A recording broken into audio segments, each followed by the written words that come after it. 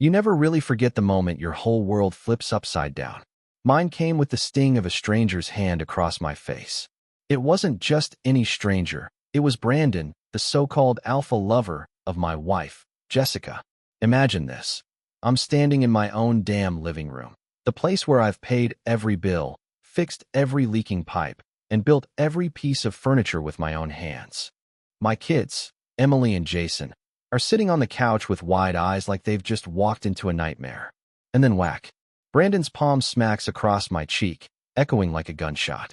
He looks at me with that smug grin, all muscles and cheap cologne, and declares, "I'm the new man in charge."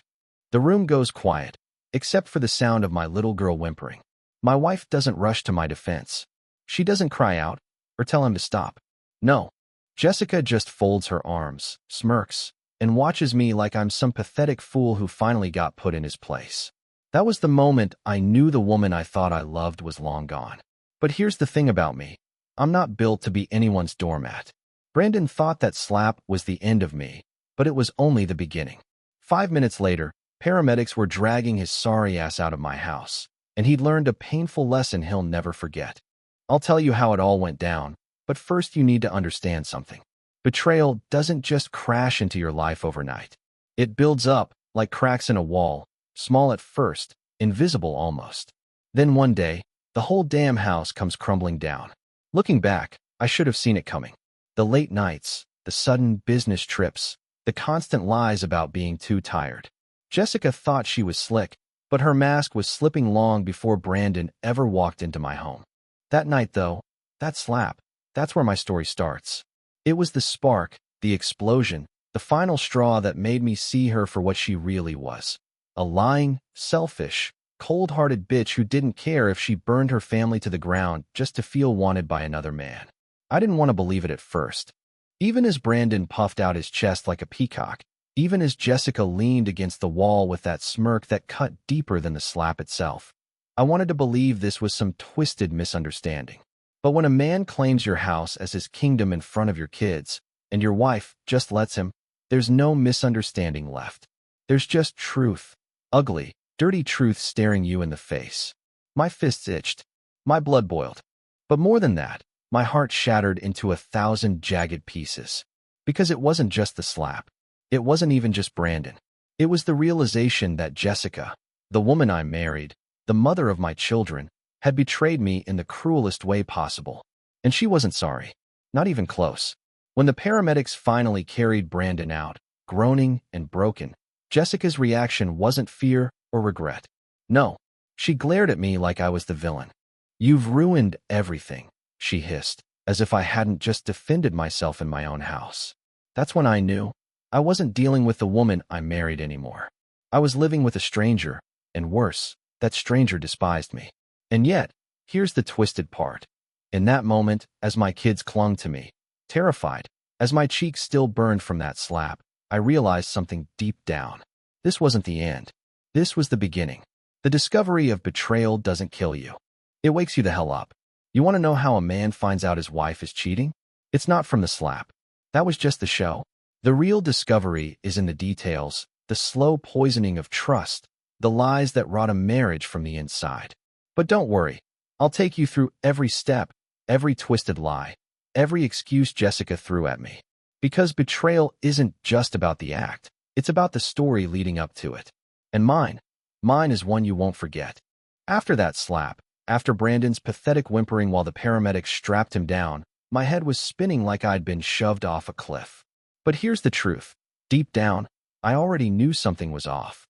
The slap was the explosion, but the dynamite had been stacked for months. Jessica wasn't the same woman I married.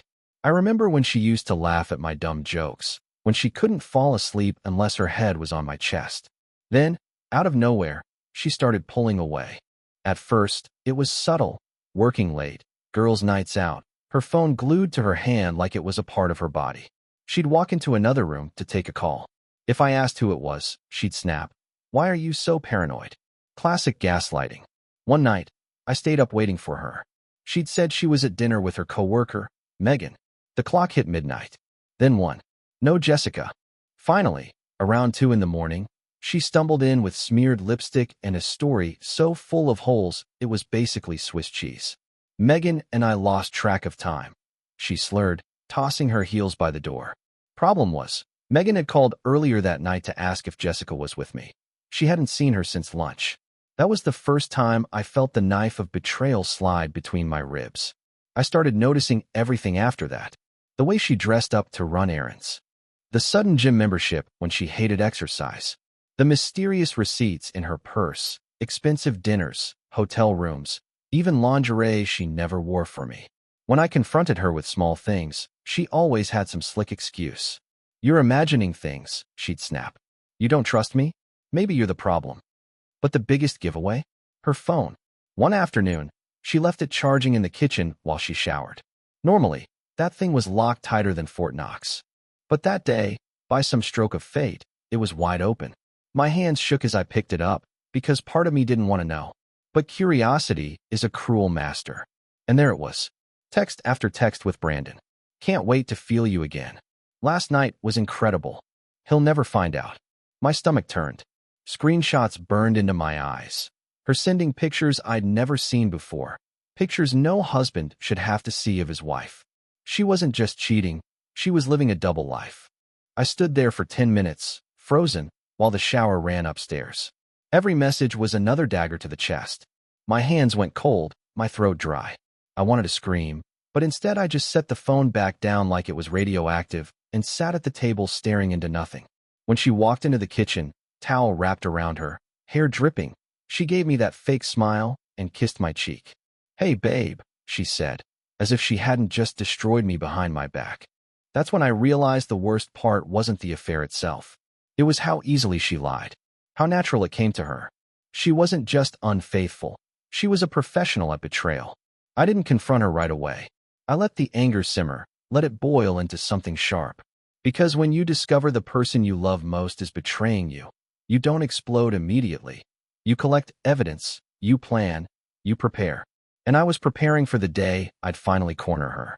And when that day came, well, let's just say it didn't go the way she thought it would. You can only swallow poison for so long before it burns through your throat. The texts, the late nights, the lies, they piled up until I couldn't breathe around her anymore. I wasn't going to just stand there and let her paint me as the paranoid husband while she ran around with Brandon. No, the day of reckoning had arrived. It was a Saturday morning. The kids were off at my sister's place, which meant no distractions, no excuses. Just me, Jessica, and the truth. She came down the stairs wearing leggings and a tight top, phone already in her hand, scrolling like the world outside that screen didn't matter. I sat at the kitchen table, her phone in front of me, unlocked. I'd waited for her to leave it unguarded again, and this time I took screenshots, printed copies, even backed it all up on a flash drive. I wasn't walking into this unarmed. When she saw her phone on the table, her eyes froze for half a second. Just half a second, but that's all I needed. She knew. "What's this?" I asked, voice calm, too calm. She tried to play it off. "My phone. Why are you going through my stuff, Michael?" I slid the stack of printed messages across the table. "Because my wife is sending half-naked pictures to another man while telling me she's at book club. That's why." Her face drained, then hardened, then twisted into that sneer I'd come to hate. "You're pathetic. Snooping around like some jealous little boy." "Jealous?" I laughed, though my voice cracked with rage. "You're cheating on me with a guy who probably practices his flexing in the mirror, and I'm the problem?" She folded her arms. "Brandon is a real man, Michael. He listens to me. He makes me feel alive. When's the last time you made me feel anything besides bored?" That hit like a bullet. Not because it was true, but because it showed how far she was willing to go to stab me deeper. This wasn't a confession. This wasn't regret. It was war. "So that's it?" I asked, my fist shaking on the table. "You're throwing away our marriage, our kids, our whole life, for some cheap thrills with a gym rat." Her eyes flashed with something cruel. "Don't you dare make this about the kids. They like Brandon. He's good with them. He's stronger than you. More confident. He actually knows how to take control." That's when it clicked, the slap. The audacity of Brandon putting his hand on me in front of my children made sense now. She'd filled his head with poison, built him up like he was some king stepping into a throne that wasn't his. She wanted me humiliated. You're unbelievable, I muttered, my chest heaving. Jessica smirked, leaned back in her chair, and tossed her hair like she was on stage. Face it, Michael. You've been replaced. The words hit harder than the slap ever could. My ears rang, my vision blurred. Replaced. In my own home, in my kids' lives, in the bed I paid for, replaced. But I didn't explode right then. Something colder took over. The rage settled into my bones like ice.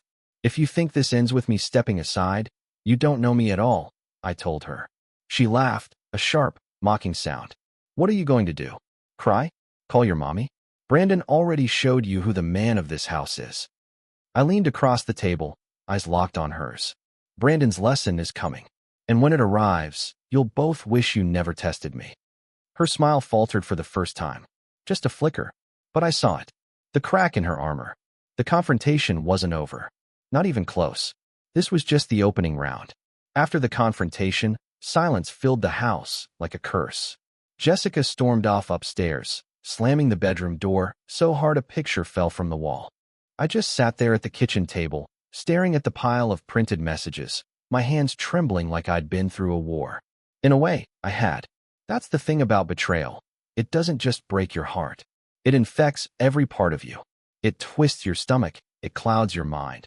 It makes you question everything you thought was real. I remember looking at the wedding photo on the wall. Me in a suit too big for my shoulders back then. Her in a white dress with that smile that once convinced me she was my forever. I wanted to rip it down, smash the glass, erase the memory. But I couldn't. My hands wouldn't move. I just sat there, hollow, like a man watching his own life burn down while chained to the chair. Anger came first. The kind of anger that makes your chest throb and your jaw lock until your teeth hurt. How could she do this to me? To our kids? To everything I built? Every long shift I worked, every bill I paid, every sacrifice. I had given her my whole damn soul. And what did I get in return? Lies. Deception. Disrespect in my own house. Then came the sadness. It hit like a tidal wave once the anger cooled, crashing down hard. I thought about our first apartment, the nights we ate ramen noodles together, laughing about being broke, but in love. I thought about when Emily was born, how Jessica clung to my hand and cried tears of joy. Were those moments even real to her? Or was she always capable of tossing me aside for the next guy who flexed his muscles and called himself alpha? I lay awake that night, staring at the ceiling, listening to her breathing beside me. She slept like a baby, while I drowned in thoughts that wouldn't quit. What kind of person betrays someone, then sleeps peacefully under the same roof? The coldness of that alone crushed me more than the affair itself. But the worst part wasn't her lies. It was the self-doubt. Betrayal makes a man question his own worth. Was I not enough? Not strong enough? Not handsome enough? Had I let myself go? I replayed every argument, every time she rolled her eyes at me, every sigh she gave when I asked for a hug. Maybe I should have seen it coming sooner. Maybe I should have fought harder for us. Then the rage circled back. Because no matter what flaws I had, none of them justified what she did. Cheating isn't an accident, it's a choice. She chose to sneak around.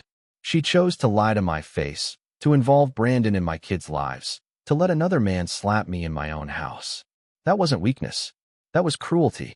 By the third day, I was a wreck. Coffee couldn't wake me up. Alcohol couldn't knock me out. I snapped at people at work. My coworkers, David and Chris, noticed, but I brushed them off. How could I even explain it? Yeah, guys, my wife's letting another man play king in my castle. What kind of man admits that out loud? Still, I kept functioning. Barely. I picked up the kids, cooked dinner, forced a smile.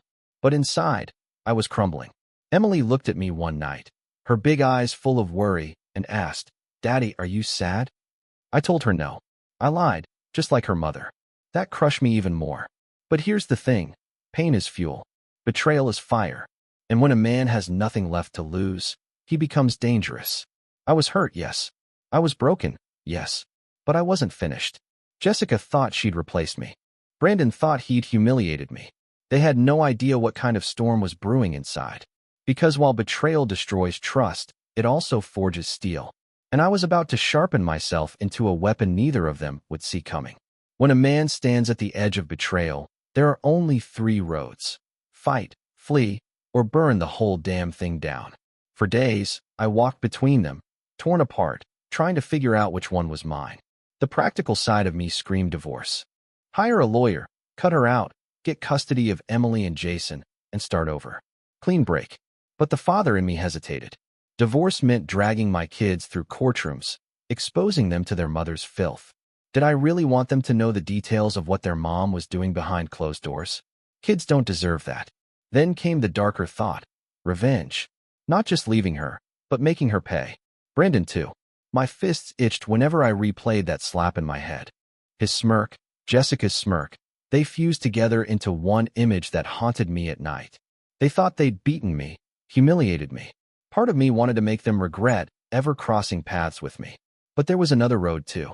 The stupid, broken-hearted road. The part of me that still remembered Jessica's laugh, her smile, the way she once looked at me. Could I really throw away 15 years just because she'd lost her way? Maybe if she begged, if she showed even an ounce of regret, maybe I could salvage something. Except she didn't beg. She didn't even apologize. The morning after our confrontation, she waltzed into the kitchen with her coffee mug, scrolling her phone like nothing had happened. "I'm going out later," she said flatly. No explanation. No attempt to mend. Just entitlement dripping from every word. "Where?" I asked. She raised an eyebrow. "Do I have to report to you now?" That sealed it. There was no marriage left. She wasn't just cheating. She was enjoying the destruction. And she wanted me to watch. Later that day, I drove to meet with my old friend David, a lawyer. I didn't tell him everything, but I laid out enough. He didn't sugarcoat it. "Michael, you've got to protect yourself. Bank accounts, house, custody. Document everything. Print the messages, record her behavior. If she's flaunting this guy around the kids, it'll help you in court." I nodded, but my hands were fists the whole time. Divorce was logical, sure, but my blood was boiling too hot for logic. That weekend, the decision was made for me. Jessica invited Brandon over. Bold as hell, in broad daylight, while the kids were upstairs. She wanted me to see it. She wanted them to see it. He walked in with that same swagger, sunglasses still on indoors, like some cheap movie villain. He put his arm around Jessica, kissed her in my hallway. My daughter peeked down the stairs, her small face crumpling in confusion. My son clenched his fists, mirroring me. That was the moment. That was when every shred of hesitation evaporated. I stormed forward, chest to chest with Brandon. He grinned, tilted his head, and whispered, "Told you. I'm the man in charge now." Something inside me snapped. My vision tunneled, my fists moved before my mind caught up. The next thing I knew, Brandon was sprawled on the floor, coughing blood. Jessica screamed, not for me, not for her kids, but for him. Minutes later, sirens. Neighbors must have called. Paramedics rushed in, hauling Brandon's broken body out of my house. Jessica's glare followed me the whole time. "You've ruined everything," she spat. "No, I thought. You ruined everything." That night, sitting alone in the living room, the decision finally crystallized. Divorce wasn't just an option, it was survival. Revenge wasn't just a fantasy, it was justice. And protecting my kids wasn't just a priority, it was my only mission left. So I made my choice. I'd take Jessica down legally, expose her lies, strip Brandon of his fake crown. And I'd make damn sure my kids saw who their real father was, not the imposter their mother shoved into our lives. This wasn't just about ending a marriage. It was about reclaiming my dignity, my home, and my children. And I was ready for war. War doesn't start with gunfire. It starts with whispers, with sideways glances, with poison leaking into every corner of your life. After Brandon was hauled out by paramedics and Jessica spat her venom at me, that's exactly how the aftermath felt. Like living in a house full of smoke where the fire hadn't burned out yet. Jessica didn't back down. If anything, she doubled down. 2 days later, she sat me down in the living room like she was the queen and I was her servant. "I've talked to Brandon," she said coldly, sipping her wine. "He's pressing charges. You assaulted him in front of the children." I laughed bitterly. He slapped me first. In my house. In front of Emily and Jason. Do you think any judge is going to buy his act? Her eyes narrowed, lips curling into that smug grin I hated. "Don't underestimate me, Michael. I'll make sure they see you as the violent one. The unstable one. You think custody will fall in your lap? You're delusional." That cut deep. Not because I believed her, but because I knew she was capable of twisting the truth. She was a natural-born liar. I'd seen her weave stories with a straight face that could make a saint look like a criminal.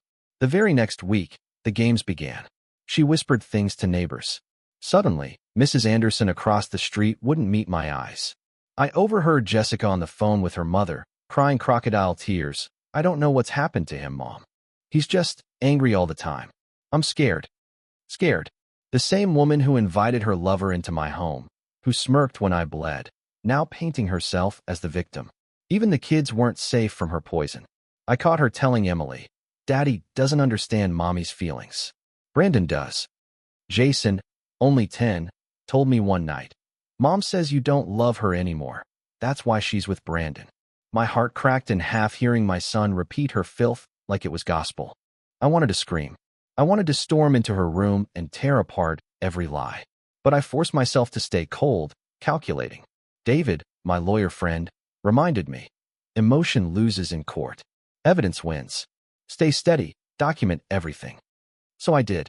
Every lie, every manipulation, every word she used against me. I wrote it down. I saved text messages, recorded conversations. It wasn't about paranoia anymore. It was survival. But outside the house, I was unraveling. Work became unbearable. People whispered. Maybe Jessica had gotten to them too. Friends drifted. Only Chris, my old buddy from the warehouse, stuck by me. "She's trash, man," he told me bluntly over beers. "Don't let her drag you down with her.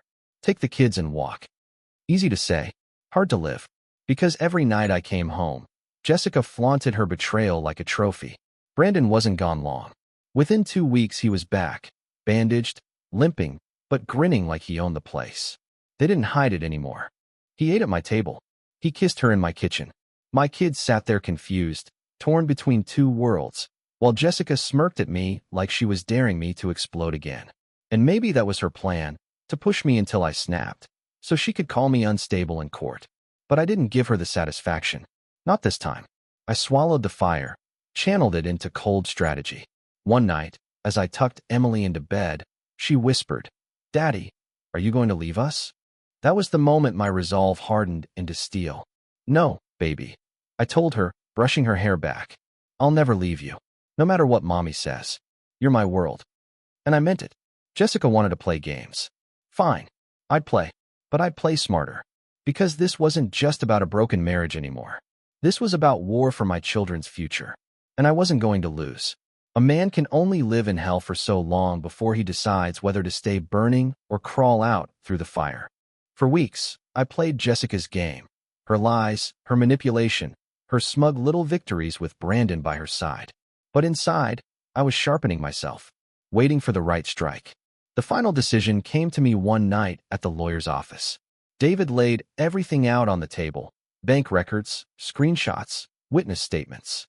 He'd seen enough men like me torn apart by manipulative wives to know the battlefield well. "Michael," he said, leaning back in his chair, "this isn't about your pride anymore. It's about your kids. If you keep living under the same roof with her, she'll destroy you piece by piece. You need to act. File for divorce, demand custody, freeze accounts. Cut her legs out before she cuts yours." It sounded brutal, but so was betrayal. I went home that night with my mind made up. The papers were ready. All I had to do was sign. Jessica must have sensed the shift in me, because she came at me harder than ever. That evening, Brandon showed up again, grinning with his freshly healed jaw. They laughed in the living room, loud enough for me to hear from the kitchen. My kids sat stiffly on the couch, uncomfortable, confused. And then it happened. Brandon stood up, looked me dead in the eye, and said, "Why don't you make yourself useful, Michael? Grab us a couple of beers." Jessica laughed. Laughed like I was some kind of servant in my own house. That was the moment. I didn't fetch beers. I didn't raise my fists either. I walked upstairs, grabbed the envelope with the divorce papers, and came back down. I slammed it on the coffee table between them. "What's this?" Jessica sneered, picking it up. "Your eviction notice from my life," I said coldly. "Divorce. Full custody. And proof of every lie you've told." Her face went pale for the first time in months. Brandon leaned forward, trying to puff himself up, but I cut him off before he could open his mouth. "Sit down, boy. This isn't your fight." He did. Maybe he remembered the paramedics. Jessica's eyes darted across the room, calculating. "You can't take the kids from me," she spat. "I can and I will. You invited another man into their home, exposed them to your filth, tried to poison them against me. I've got witnesses, recordings, text messages. You'll lose, Jessica, and you know it." For the first time, she didn't have a slick comeback. She just stared at me, eyes wide, mask cracking. The kids came down the stairs then, holding hands, staring at us. Emily whispered, "Daddy, what's happening?" I looked at them, then at Jessica, and I knew. This wasn't about revenge anymore. It was about giving them a chance at a life without this poison. "I'm protecting you," I told my daughter softly. "That's all you need to know." Jessica's mask slipped back on, but it was too late. She hissed, "You'll regret this, Michael. I'll make sure of it." I leaned in close, low enough so only she could hear. "No, Jessica. You'll regret losing the only man who ever truly loved you." Then I walked away. That night, I didn't sleep. I didn't pace. I didn't cry. I sat at the kitchen table, staring at the signed papers, and for the first time in months, I felt something close to peace. The final decision had been made. The war wasn't over, but the battlefield was mine now. They say time heals all wounds. I don't buy that anymore. Time doesn't heal. Time just teaches you how to live with the scar. And betrayal, that scar runs deep. The divorce went through faster than I expected. Jessica fought, of course. She cried in court, played the victim, even tried to drag Brandon in as some kind of support. But when the judge saw the texts, the recordings, the fact that she'd paraded her affair in front of Emily and Jason, it was over. I got custody. She got visitation. Brandon didn't even bother showing up after the first hearing. Guess even he realized he was out of his depth. Walking out of that courthouse with my kids' hands in mine felt like walking out of a battlefield with survivors. We weren't unscarred, but we were free. The house was quieter after she left. At first, that silence hurt. I'd wake up expecting her footsteps on the stairs, her voice in the kitchen, and then I'd remember. She wasn't mine anymore. She never really had been. But slowly, the silence became peace. I could breathe again. I could sit at my own table without feeling like a stranger. Don't get me wrong, I still think about her. Not with love, not even with hate anymore. Just with disbelief. How someone could throw away so much for so little.